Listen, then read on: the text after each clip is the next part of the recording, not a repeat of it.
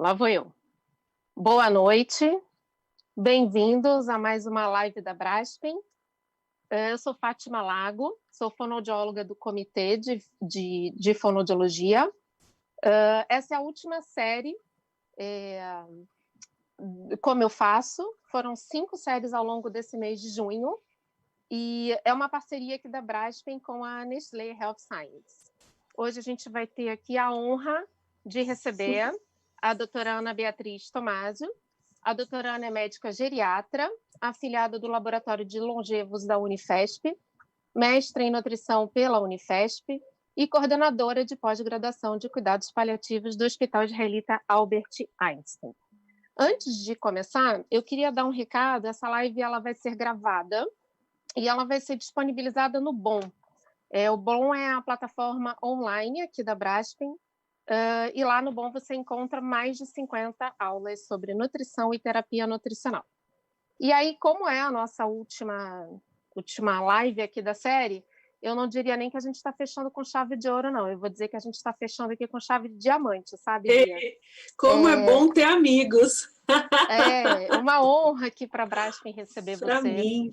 E aí, quando eu pensei nessa história, né, de como eu faço, eu pensei muito nessa história da alimentação e hidratação no idoso frágil, Bia. Primeiro porque assistir você falando sobre isso é incrível, né? É muito agregador.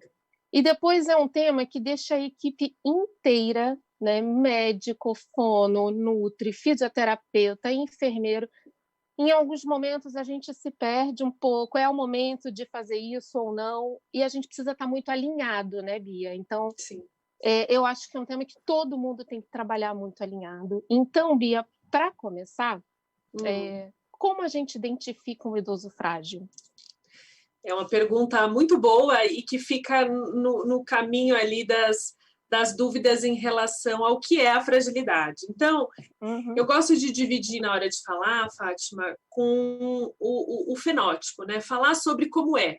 Se você tem alguém vulnerável, que você sente que ele pode ter um desfecho de saúde não tão positivo numa internação, se ocorrer uma desidratação, infecção, esse indivíduo ele é vulnerável, ele tem o risco ou a chance de a cada insulto sair um pouquinho pior, a cada internação, a cada infecção, a cada piora clínica, um degrau para baixo.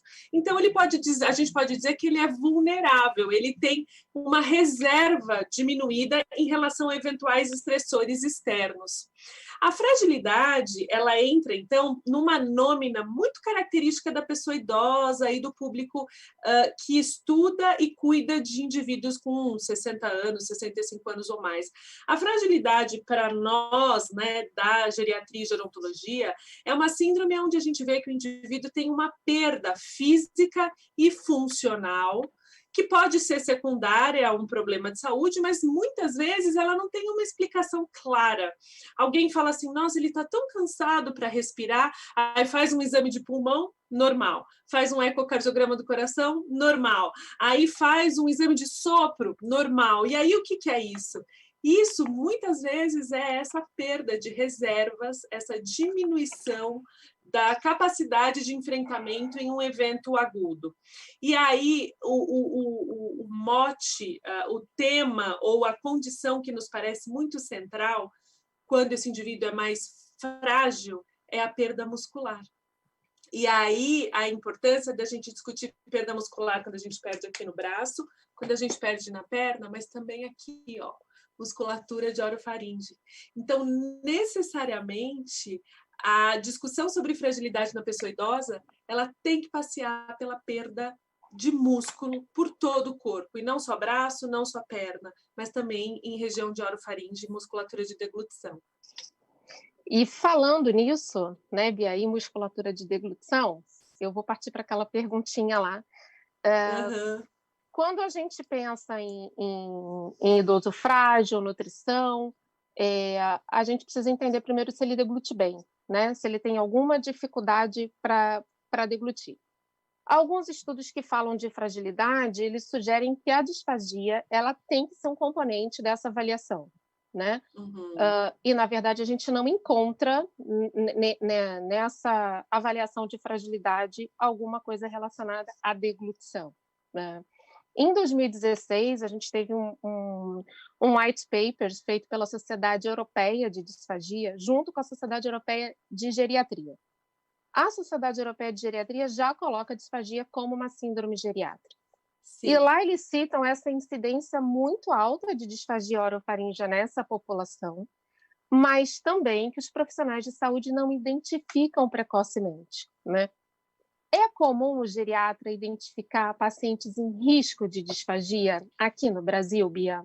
Olha, Fátima, eu vou colocar isso na conta do geriatra, mas eu vou colocar na conta de todos nós, né? Dos não especialistas em deglutição ou alimentação.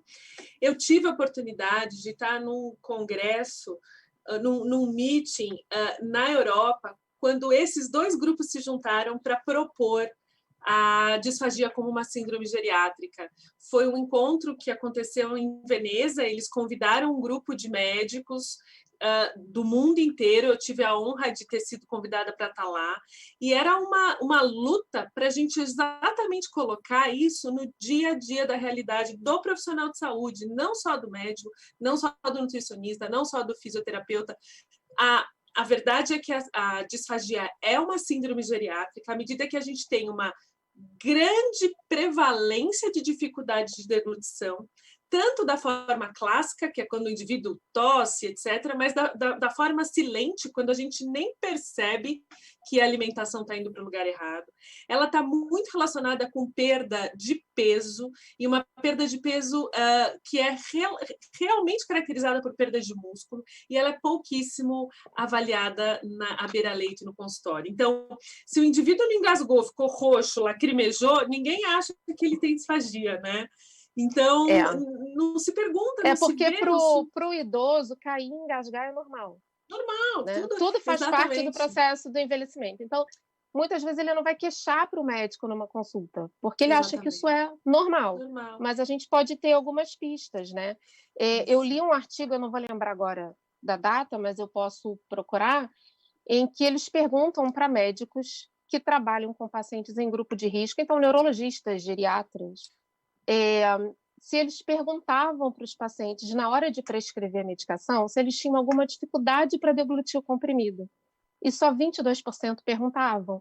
Então, talvez seja uma pergunta relativamente simples, mas que você já consiga ter alguma pista, né? Se esse paciente tem alguma dificuldade ou não. E aí você encaminhar para uma avaliação com o fonoaudiólogo. E, para além disso, sabe, Fátima, a gente não aprende na faculdade o que é um comprimido revestido, o que é uma medicação de liberação prolongada, se pode ou não cortar no meio. E aí o indivíduo, na nossa prática clínica, o paciente vem e fala assim, posso cortar no meio? Você, não sei, veja bem, vou ler a bula. Isso não é muito fácil para nós. E aí, em geral, a gente prescreve, e aí o indivíduo não toma, e existe um abismo entre o que foi acordado numa consulta e o que de fato acontece dentro da casa das pessoas. Mas é porque não há um diálogo realmente que se importa. Eu não estou fazendo uma crítica porque eu estou nesse barco de quem ainda está aprendendo isso, mas a gente tem que se importar em perguntar essas coisas do tipo, o senhor consegue engolir? Entendeu como é?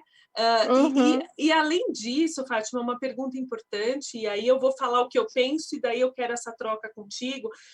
Eu tento procurar se existe cansaço na hora que essa pessoa come. Quando o engasgo não é clássico, eu pergunto, você fica cansado quando você come? Existem encontros familiares que você prefere evitar porque é difícil de comer determinadas comidas? Talvez perguntar o que você almoçou hoje. Boa, nunca tinha pensado. O que você comeu hoje? Um purezinho de batata com uma carninha triturada. E o que você jantou? Uma sopinha batida no liquidificador. Talvez isso já seja uma pista de que alguma coisa não está indo bem. Seja uma prótese mal adaptada, enfim. Mas não, alguma coisa não está indo bem, né? Perfeito. Tem uma pergunta aqui da Ivna, Bia. Ela pergunta para você, enquanto geriatra, se você encaminha o idoso para avaliação fonoaudiológica na presença da presbifagia ou só quando ele apresenta mesmo sinais de disfagia. Tá. Esse termo presbifagia e esses sinais clássicos de disfagia, para nós da geriatria, às vezes eles se misturam. Se misturam muito. Em que então, momento você encaminha para fono, então? Eu prefiro falar assim, porque eu tenho medo até de falar um termo que a gente acaba não usando. É Ive, né, que perguntou? Ivna. Então, Ivna, eu vou te dizer o seguinte, eu sempre pergunto na avaliação geriátrica ampla, e os colegas, nós todos que cuidamos de idosos, perguntamos sobre se é difícil mastigar, se está difícil engolir, coisas desse estilo.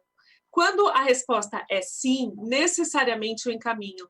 Mas eu também encaminho quando nenhuma queixa ativa existe, mas a perda de peso ela foi muito severa. Quando há uma perda de peso robusta, eu peço ajuda de nutricionistas, nutrólogos, sempre, e uma avaliação fonoaudiológica. Sempre. E vocês podem achar muito esquisito, mas paciente com falta de ar, lógico, se eu ausculto uma pneumonia, ok, mas os indivíduos frágeis que chegam falando com falta de ar, muitas vezes o problema está aqui. Então, eu sempre peço avaliação fonoaudiológica nesses casos também, depois de excluir alguma questão pulmonar clássica. Tá. E aí, Bia, falando de nutrição, né, a gente sabe que o estado nutricional é um marcador entre o idoso saudável e o idoso frágil, né? Essa relação que existe entre desnutrição e queda, por outro lado, a queda acentuando esse processo de desnutrição também desse idoso frágil. Além disso, ele tem aquela polifarmácia, então também ele tem algumas medicações que influenciam na ingestão, na digestão e na absorção desses nutrientes. Qual o papel da nutrição, Bia, ainda na internação, para que a reabilitação seja efetiva? É um papel infinito, na verdade, da nutrição e da equipe interdisciplinar como um todo, né? E aí eu uso o conceito da má nutrição além da desnutrição. Porque quando o indivíduo está emagrecido, eu sempre brinco, até o pipoqueiro da esquina do hospital sugere uma avaliação nutricional, né? Muito magro, eu preciso... Porque quando o indivíduo está emagrecido demais, é um pouco óbvio que a avaliação nutricional e de uma equipe é fundamental. Agora, existem contextos onde o indivíduo está obeso, mas a composição corporal é muito ruim. Então, eu tenho muita gordura e pouco músculo. E ele pode ter os mesmos sintomas de aumento do risco de quedas, dificuldade de deambular, dificuldade de deglutição. E isso passa batido. Não, imagina, não precisa de uma nutricionista, de um nutricionista ou de um nutrólogo. Ele se precisa para emagrecer. E, na verdade, não. Lógico, indivíduos obesos precisam ter o peso melhor controlado por uma série de questões relacionadas à obesidade. Mas a gente também tem que avaliar a composição corporal. E aí, tanto os que estiverem emagrecidos, mas também os que estiverem mal nutridos vão precisar de uma ajuda profissional. E aí, a nutrição dentro do hospital, ela é, para mim, o coração da assistência, porque eu preciso de uma boa oferta de nutrientes e, em especial, para a pessoa idosa, proteína, né? Lógico que a gente avalia a função renal e uma série de coisas, mas em especial proteína em doses boas para que haja substrato para a reabilitação física. Eu ouvi já algumas vezes e achei essa dica interessante, acho que inclusive no Einstein se faz isso, Bia, me corrija se eu estiver enganada, mas o uso de suplementos pela fisioterapia. E eu achei essa ideia muito boa e funcionou bastante assim na nossa realidade lá. Porque não tem muita negociação, né? Porque quando você leva o suplemento para o quarto, fica ali, toma, não toma, mas quando você atrela ao exercício da fisioterapia, então terminou, vai ter que tomar. Isso teve um outro contexto, né? Isso é fantástico, primeiro porque a equipe de nutrição e de reabilitação estão trabalhando muito, muito juntas. E é o trabalho em equipe que faz o negócio dar certo, sim. E também porque o indivíduo que está sendo cuidado, ele entende que aquilo faz parte do tratamento. Não é só um sabor diferente naquele dia. Isso tem uma função de tratamento, né? E isso é importante porque ele leva para casa na ocasião da alta. Ele entende, não, aquilo era importante. Bia, existe uma relação entre síndrome da fragilidade e inflamação? total. Eu na minha dissertação de mestrado, estudei inflamação de uma maneira indireta, porque eu estudei o endotélio vascular dos indivíduos frágeis, né?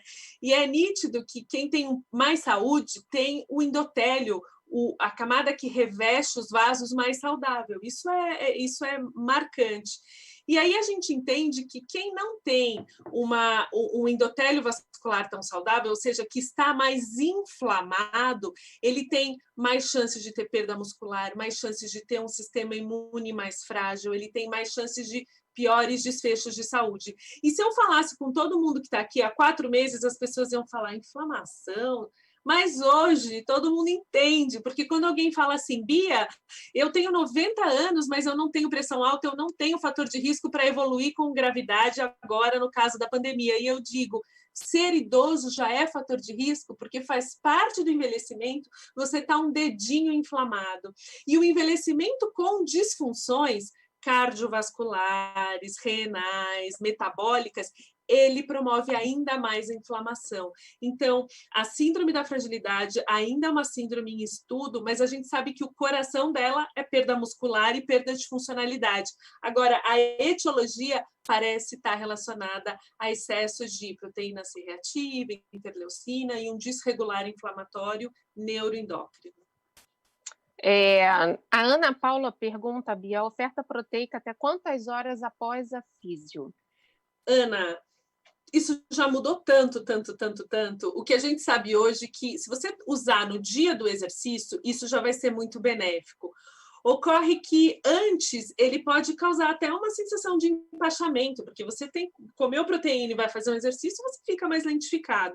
Então, o ideal é após. Agora, após quando? Após longe de grandes refeições, porque a suplementação não pode funcionar como uma substituta alimentar. Então, tomou um café bem organizado, mas não tão pesado, fez a atividade física, às 9, toma às 10, porque meio-dia eu quero que você almoce. Agora, se você acabou a fisioterapia às 11h30 e o almoço é meio-dia, almoça. Não pula a sua refeição. E aí toma o suplemento no meio da tarde. Suplemento é complemento nutricional. Ele complementa as nossas alimentações e não substitui. Isso é muito importante. Tá. Falando aqui em inflamação, pegando a época de pandemia que a gente está vivendo, Bia, e aí é uma curiosidade minha mesmo, né? Eu tenho perguntado isso para todas as minhas amigas aí nos serviços de fono nos hospitais. Falando de Covid, né? O idoso é um paciente com maior risco hoje de complicações e a gente sabe disso, né? Os que ficam entubados, então, a gente já tem aí um déficit na deglutição com 48 horas, você imagina, tem relatos de 12 dias, 14 dias, né? Como tem sido isso, Bia, para você lá no Einstein? Como tem sido a alimentação deles, dos que vão para o tubo, dos que não vão? Não só no hospital, mas em todos os serviços que trabalham de uma forma precoce, assim. Os indivíduos que são assistidos precocemente têm melhores desfechos de saúde em todos os aspectos, cardíaco, pulmonar, renal, hematológico. E ter um atendimento precoce significa, desde muito cedo, ainda entubado, você ter uma oferta nutricional muito responsável, muito bem prescrita, com oferta proteica. A proteína é importante para que você não perca músculo. E mesmo durante o tubo, manter a atividade física, naturalmente, ainda que passiva, né?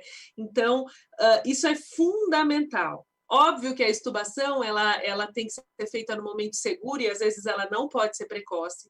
E tão logo a extubação for feita, por vezes você não consegue se alimentar por boca no mesmo dia. Então, uma dieta por tubos cabe até a reabilitação, que precisa ser feita de forma contínua e responsável.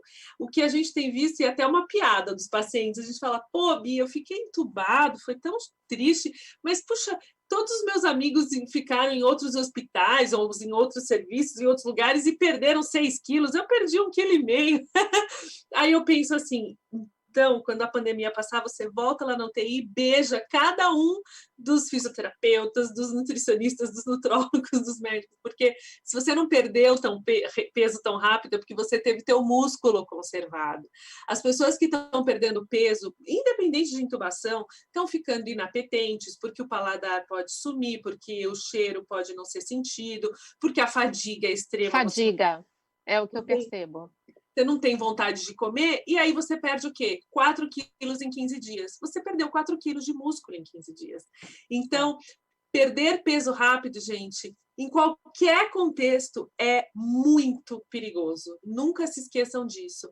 E a forma de não perder é suporte nutricional, reabilitação motora, tanto motora de membro superior e inferior, como motora de região de orofaringe. E para concluir essa parte do COVID, a gente tem percebido neuropatias muito específicas, às vezes membros superiores, membros inferiores e da fase de deglutição. Então, alguns pacientes falam, não, estão dizendo que eu estou com medo de comer, mas eu não estou com medo, é porque eu não consigo. E é, sim, uma incoordenação neuromuscular que precisa ser retreinada. Bia, estão perguntando se o uso do whey protein é válido? Sim, na verdade, a proteína do soro do leite, do sobrenadante do leite, que é o whey, ela é a mais estudada para a suplementação nutricional na população idosa. Ela é estudada tanto em indivíduos internados quanto em indivíduos na comunidade. Então, é o nosso padrão ouro de prescrição.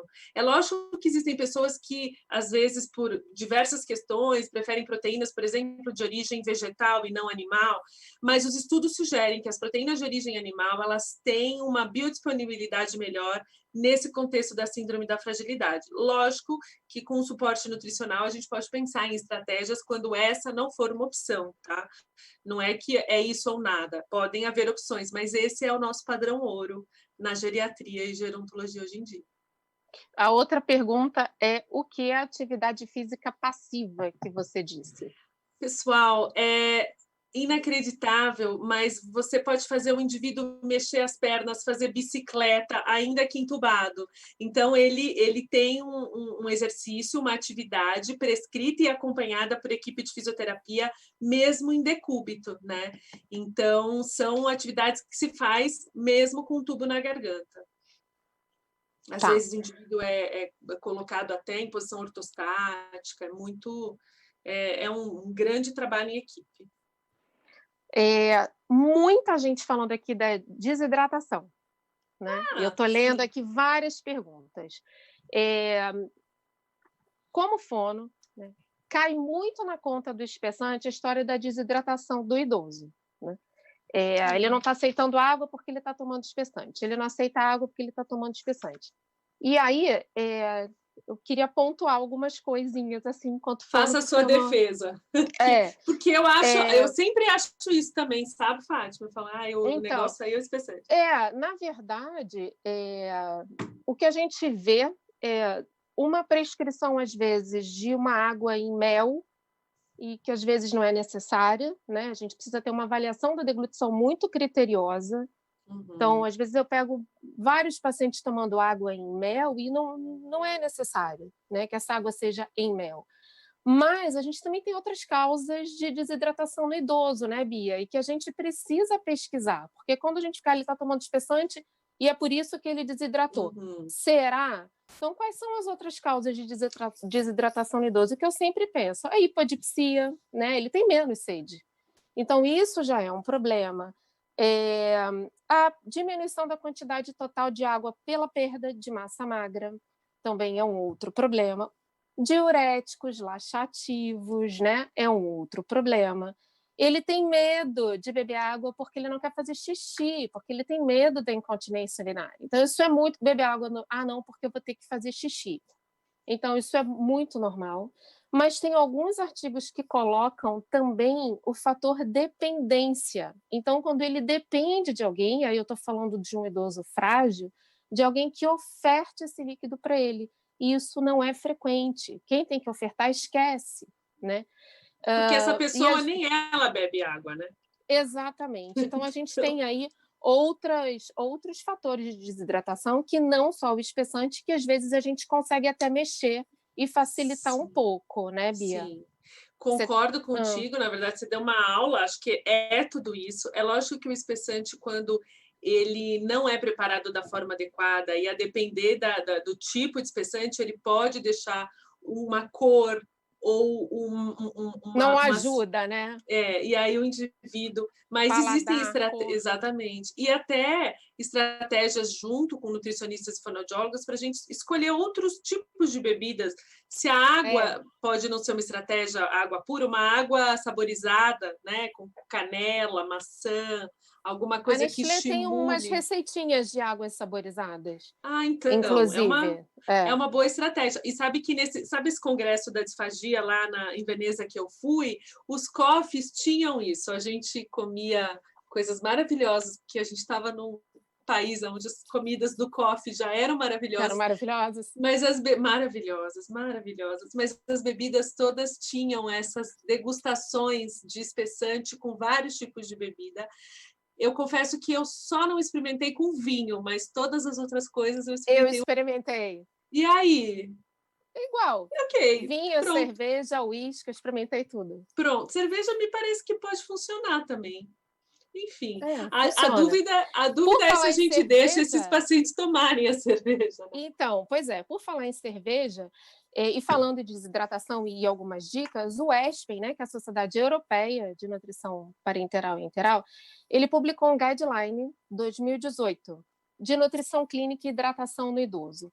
E lá ele coloca algumas estratégias, e a gente já sabe, a água saborizada foi uma, ele coloca os chás, os cafés, então ele coloca que não precisa ser só água, como a gente acreditava, né? A gente pode ofertar vários outros líquidos, e aí ele prioriza muito o gosto do idoso, porque não adianta, ele não gosta por todas essas causas que eu falei antes, então vamos aí pelo que ele mais gosta, pelo que ele mais simpatiza. Então pode chá, pode café, pode água saborizada, mas eles também colocam a cerveja, Bia. Legal, interessante. Mas aí em situações sociais, não é para ter cerveja todos os dias,Sim. né? Tá bom, e até que a água toma uma cerveja, não é assim? E até 4% de teor alcoólico. Então, eles dizem que até 4% o paciente não desidrata. Então, você pode, a partir de 4%, não tem estudos relacionando isso a desidratar ou não, mas que pode. Viu? E os Smurfs também, eles têm uma ótima aceitação. A gente faz muito aquelas espuminhas, né? Sim. Então, tem a textura da espuminha, que é diferente, tem o sabor, e a gente não deixa de dar líquido. A gente consegue umas estratégias. E aí eu sempre escuto, mas isso é impossível aonde eu trabalho. Não é impossível, pode ser desafiador. Sim, né? sim. Mas e depende muito das pessoas. Depende muito das pessoas. Eu venho discutindo muito sobre o papel da atenção primária dentro do Sistema Único de Saúde, a possibilidade de capilarizar conhecimento e cuidado. E eu tenho discutido, viajado pelo Brasil, representando o hospital, e discutido quanto que as nossas equipes podem sim fazer isso. Vá fazer um encontro de idosos na unidade de saúde, vamos fazer um dia de feira, e aí o pessoal da feira traz algumas coisas da xepa para a gente tentar, junto com a nutricionista da unidade, fazer assim algumas coisas diferentes. Isso dá para fazer. A gente tem feira no nosso país, a gente tem unidades de saúde que capilarizam o território de uma maneira preciosa e, principalmente, a gente tem equipes boas nesse país inteiro. Então, depende muito das equipes se juntarem e terem essas ideias. De saírem, às vezes, eu, como geriatra, fico muito respeitosa, mas, por vezes, incomodada com o grupo de artesanato, grupo de crochê.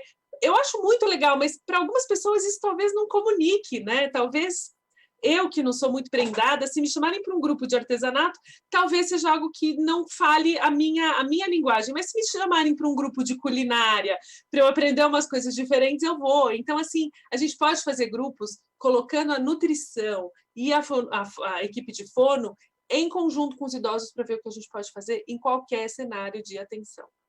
Tá, tem bastante gente me pedindo aqui esse artigo. Eu mando, vou ver se a Gabi na Braskem disponibiliza para mim, porque a gente tem lá Mas é só colocar no PubMed ESPEN, bota Guideline ESPEN 2018. E aí vocês vão conseguir. Mas qualquer coisa, entre em contato comigo que a gente disponibiliza numa boa. Bia, quando esse paciente agora vai ter alta, ele está pronto para ir embora, né? Como é que a gente pode fazer esse suporte? Como é que a equipe pode fazer esse suporte para que essa alta seja um sucesso, né? Para que ele tenha uma alta, porque o nosso trabalho não termina na alta, né? Só começa, na verdade. Só começa na alta. Aquele foi só o começo. Eu vou dizer o sonho, e quase a gente não tem no país. O sonho seria nunca uma alta para casa. Isso é sonho, tá? Sonho. Quero ganhar na loteria. Como assim nunca uma alta para casa? Pois é o meu sonho.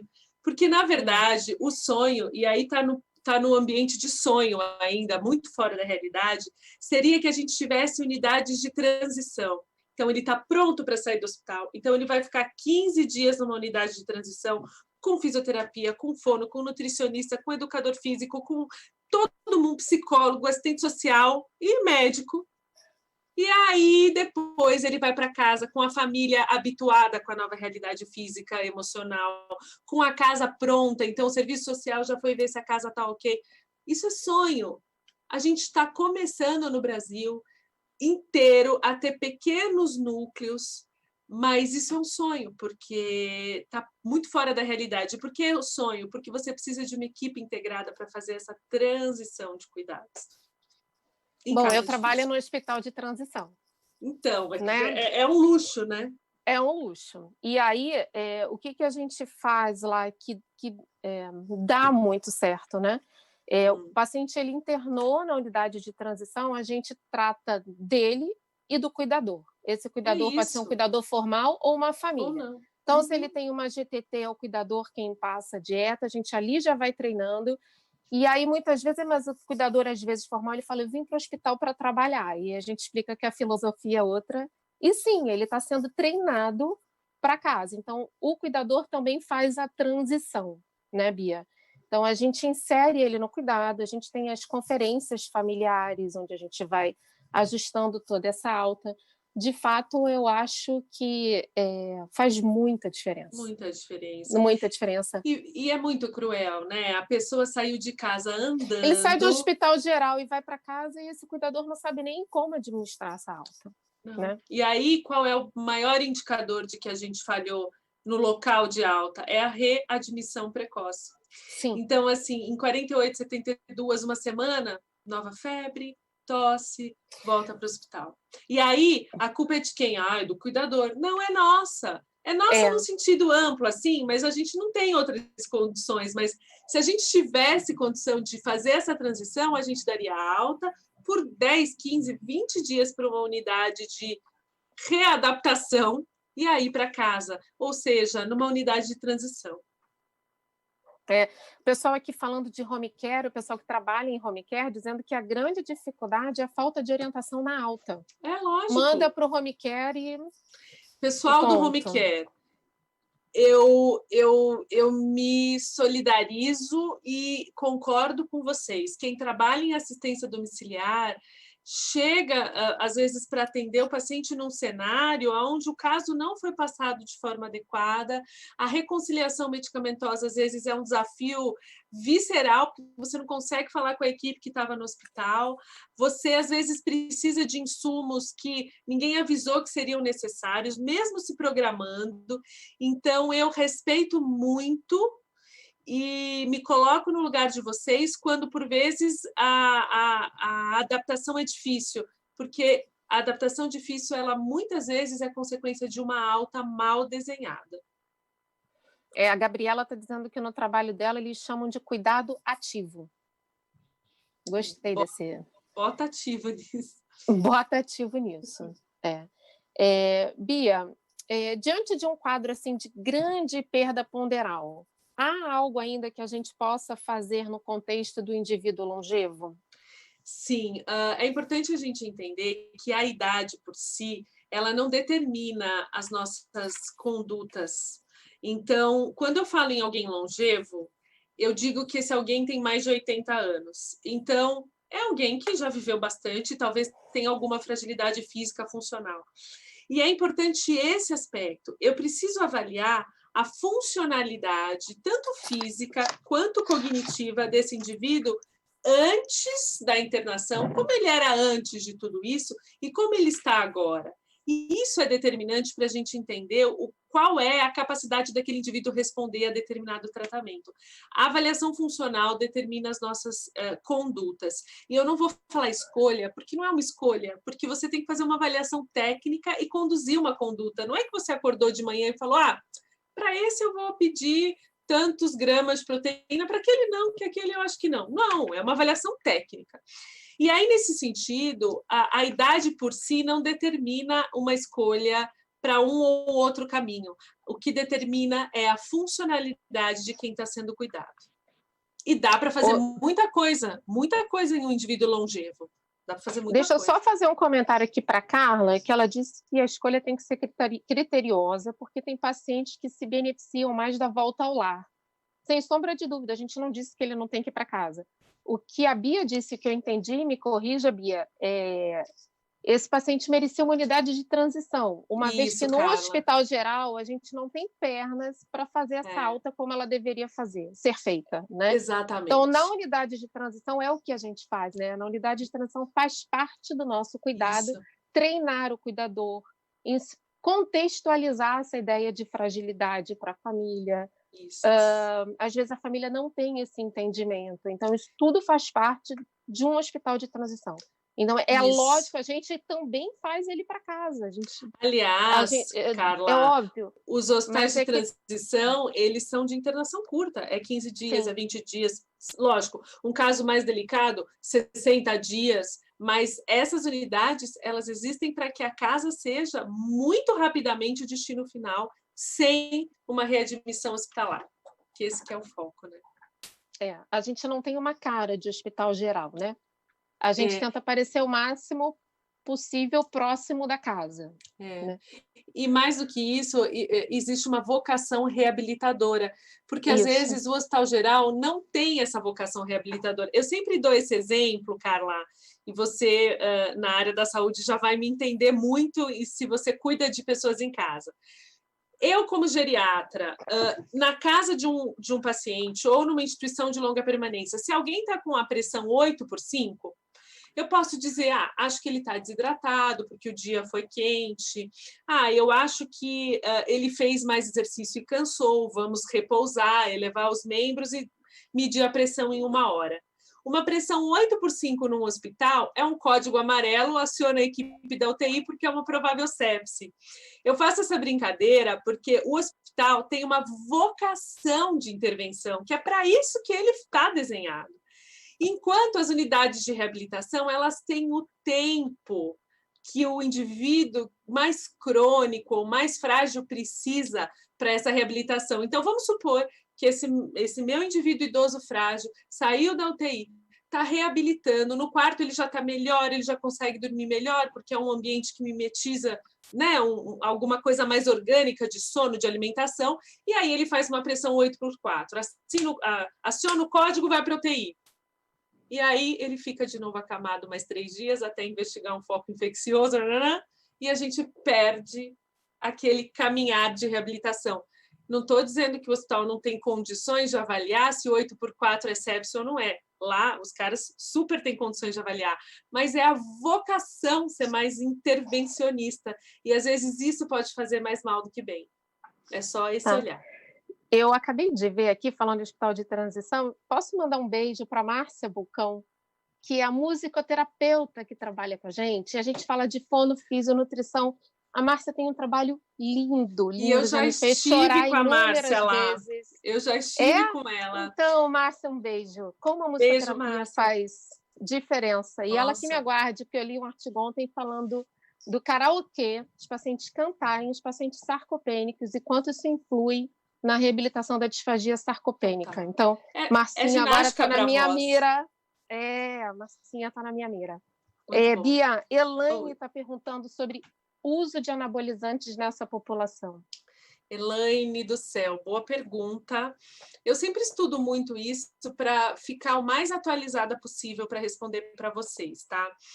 Quando a gente pensa em anabolizantes, né, testosterona, no sentido de que isso melhora a energia, o indivíduo fica mais ativo, sensação de bem-estar, a gente até concorda. Os anabolizantes, eles fazem um up nessa questão da fadiga, etc. e tal. Mas nenhum estudo conseguiu provar que existe ganho de força, massa e função muscular. Esses indivíduos, eles não aumentam, por exemplo, a força de pressão palmar, eles não melhoram os índices de velocidade de marcha. Então, até o momento, o uso de anabolizantes, do ponto de vista científico, ele não é a primeira escolha para a reabilitação intra-hospitalar. Agora você vai me dizer, mas tem colegas que fazem, observam boas respostas. Possivelmente está se passeando por essa melhora do estado geral da autopercepção de saúde. Eu estou dizendo aqui no lugar da geriatria, tá? Então, a minha área de estudo é a pessoa idosa, e isso para a pessoa idosa é bastante estudado e claro. Pode ser que amanhã a gente acorde e tenha saído um artigo novo sugerindo o contrário, eu conto para você, mas até o momento essas que são as recomendações científicas. Tá. Bia, a gente pode entrar naquela pergunta que eu amo, né? Que eu estou esperando por ela. Uhum. O tema da aula é idoso frágil, né? Mas eu queria falar daquele idoso na finitude. Que faz parte do contínuo. Pois é. E aí, hoje todo mundo já sabe que as vias alternativas de alimentação não têm sua indicação, né, no paciente em finitude, mas eu amo te ouvir falando por que não tem. Por que às vezes colocar num sorinho não é bom, né? Conta pra gente. Vamos lá. Quem quiser fazer comentário e perguntar, vocês perguntem, mas os estudos são muito claros, em especial na finitude das doenças neoplásicas, nos cânceres e na demência avançada.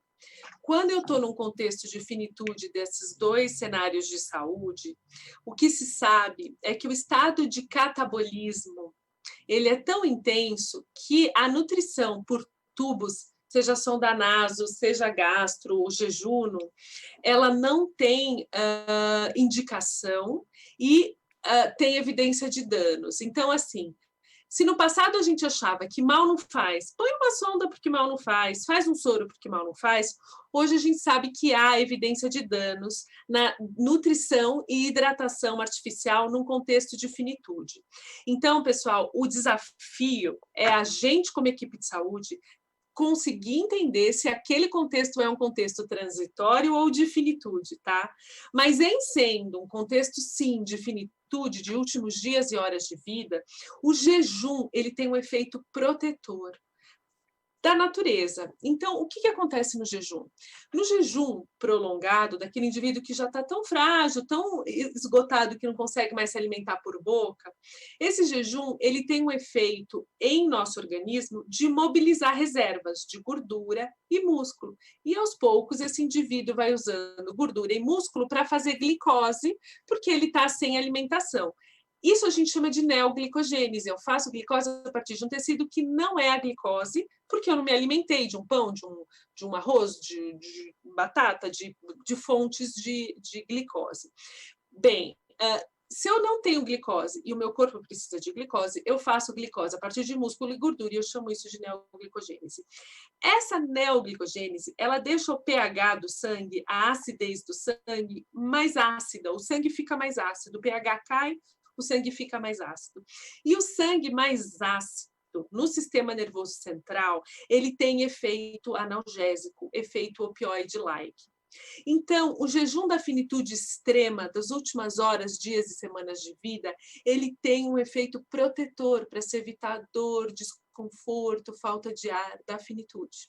E aí alguém fala, ok, perfeitamente, entendi. Então, vamos colocar um sorinho, porque sorinho não faz, gente, soro não faz mal. Quando eu estou em um contexto, em um cenário de finitude extrema, tudo está em modo reduzido de energia, tudo está em slow motion. Função renal, motilidade gástrica, intestinal. E aí, quando eu ofereço água, soro em excesso, isso começa a extravasar para o terceiro espaço, eu começo a ter edema. O intestino pode ficar edemaciado e para de funcionar o mínimo que deveria funcionar. Eu posso fazer desconforto respiratório porque vai acumulando líquido no pulmão. Então, mesmo a hidratação na finitude extrema, ela não tem indicação e tem evidência de danos. O que a gente sabe disso é que conter um indivíduo para oferecer dietas por tubos na finitude aumenta a pneumonia, aumenta a lesão por pressão. Porque, vejam, os indivíduos eles engasgam com secreção de orofaringe. Não é exatamente porque o indivíduo comeu ou deixou de comer. E isso as dietas por tubos não previnem. Então, o desafio, Fátima, é a gente entender se eu cheguei nesse momento da finitude. E se eu cheguei... a gente tem alguns desafios nessa história, né? Até o pessoal está colocando aqui, mas no Brasil a gente tem uma relação, na América Latina, uma relação diferente com a comida. O grande desafio é entender isso que você explicou, fazer com que toda a equipe que trabalha junto entenda isso e fazer com que a família entenda isso. Isso é comunicação efetiva. Total. E vínculo. Né? E vínculo. Você não conhece uma pessoa meio-dia e então, conversa isso às 2h. A gente faz muito isso na transição, né? É investir tempo nessa família. Então, os técnicos de enfermagem sabem dessa sua explicação. Quando a gente faz os encontros lá de cuidados paliativos, vai a recepcionista do hospital, vai a copeira, vai o pessoal da hotelaria, porque eles entram nos quartos, né? Isso é fundamental. E eles entendem isso que você explicou, e a gente cria esse vínculo com as famílias nas nossas conferências, e as famílias entendem isso, porque eles precisam entender, para que a gente desconstrua isso.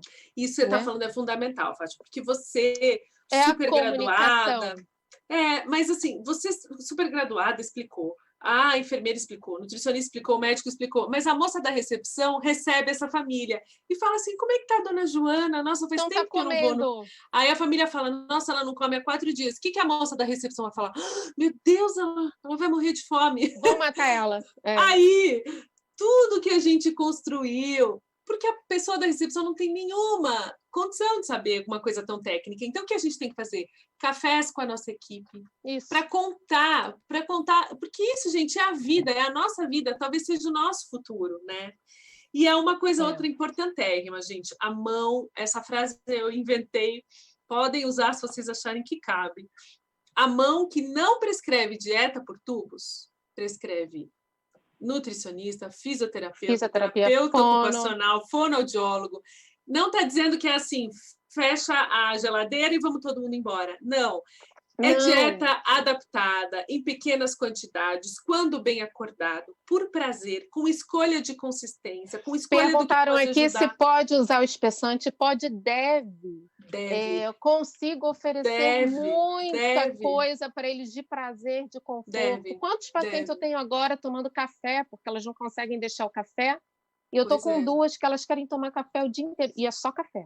Elas só querem o café. Então, vai tomar só café com o espessante, porque quando o café está sem espessante, elas não conseguem engolir. Então, assim, claro que pode. E assim, outra coisa que a gente aprendeu, né, eu na faculdade, dieta pastosa geriátrica.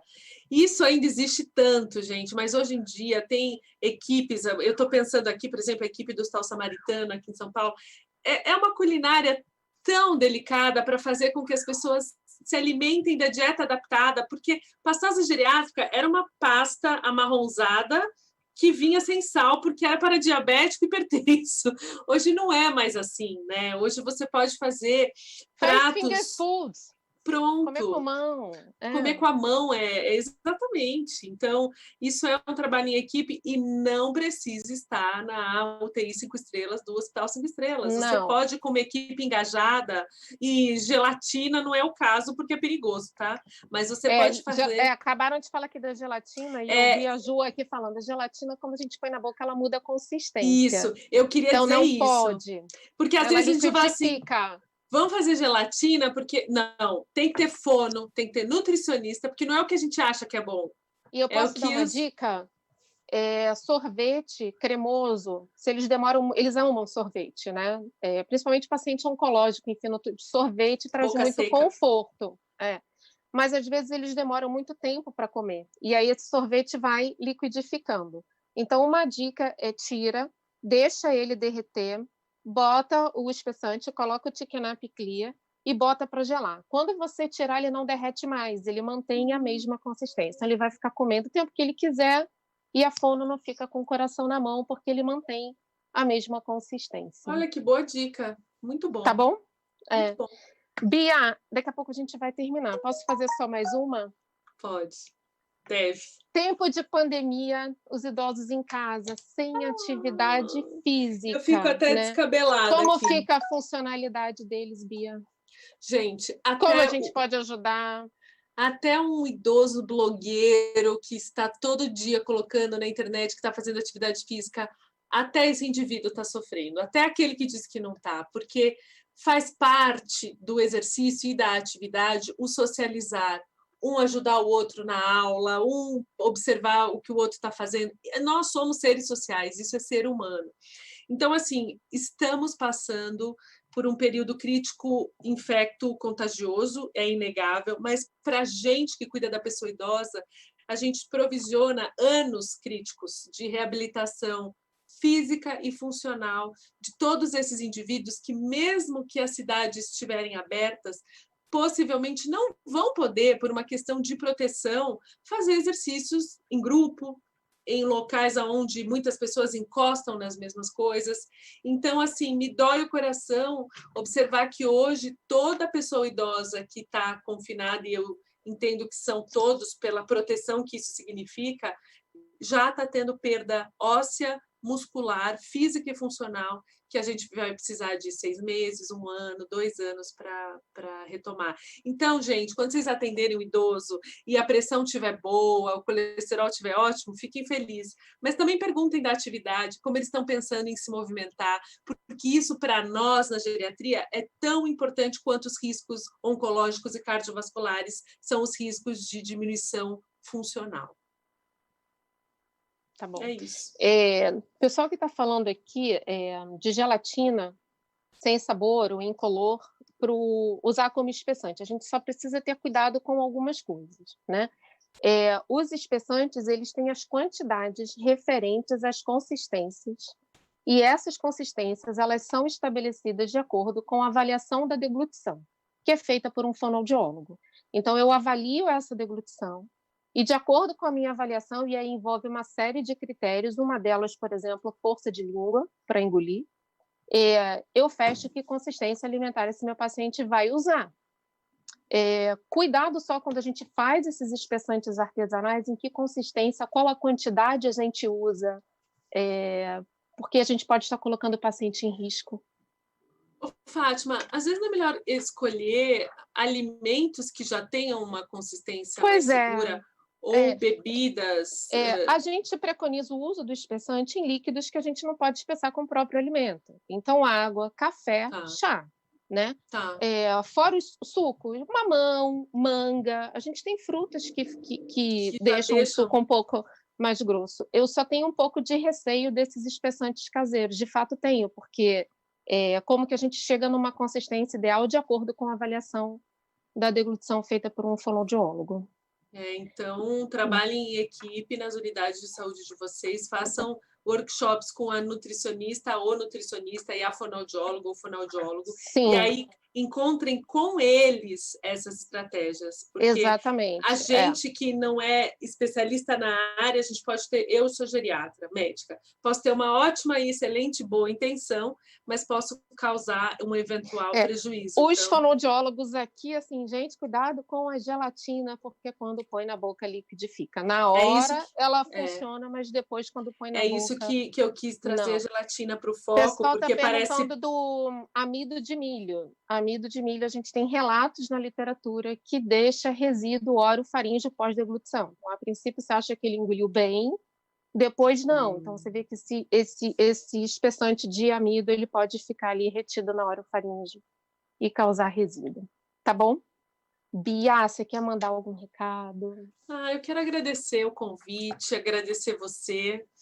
Eu tenho um convívio de algum tempo já contigo, e agora mais, né, na pós-graduação. E sempre Bia, um prazer, minha professora, Fátima. minha coordenadora. Que responsabilidade, que honra, assim. E queria agradecer a todo mundo que está aqui, porque esse assunto parece, gente, mais do mesmo, né? Só que a gente observa como tem coisas que as pessoas fazem, às vezes sem perceber que estão caminhando para uma conduta que não é a mais segura. Então, a reflexão sobre o cuidado da pessoa idosa, no contexto da fragilidade, ela tem que ser muito profissional e multiprofissional. Não dá só eu como geriatra, Fátima como forno, algum colega como nutricionista, como nutrólogo, é todo mundo junto, um cuidando do outro para cuidar da assistência integral à pessoa idosa. Tudo bem. Olha, eu queria dar só um recadinho antes de terminar. A gente vai ter um encontro de MTN online no dia 7 de julho, terça. Todo mundo está super convidado, é imperdível. E todo mundo pediu, e quando pede, a Braskem faz, que é um webinar de pediatria, dia 9 de julho, tá? Eu queria agradecer imensamente você. Eu já assisti suas aulas inúmeras vezes e fico nem pisco nas aulas, e cada vez que eu escuto eu aprendo mais um tantão. E eu então, muito as obrigada. tuas, Fátima, já aprendi mais coisas. O pessoal da turma da pós estava aqui, mas não consegui pegar todo mundo. Um beijo para todo mundo. Bia, muito, muito, muito obrigada. E eu queria agradecer de verdade a Nestlé Health Science. Nestlé Health Science. Parceria sempre com a gente, sempre acreditando no nosso trabalho. E de uma forma muito ética, né? Muito Isso que ética, é muito legal. Então, um abraço a para todos. Braskem também, porque sempre que eu proponho alguma coisa, pode. Então, muito obrigada. Muito obrigada, a gente se vê. Acessem lá o site da Braskem. Entrem de sócios, porque é uma sociedade incrível. Tchau, muito pessoal. Bom. Até a próxima. Bia, beijo, obrigada. Fátima. Obrigada. Tchau, até a próxima. Tchau.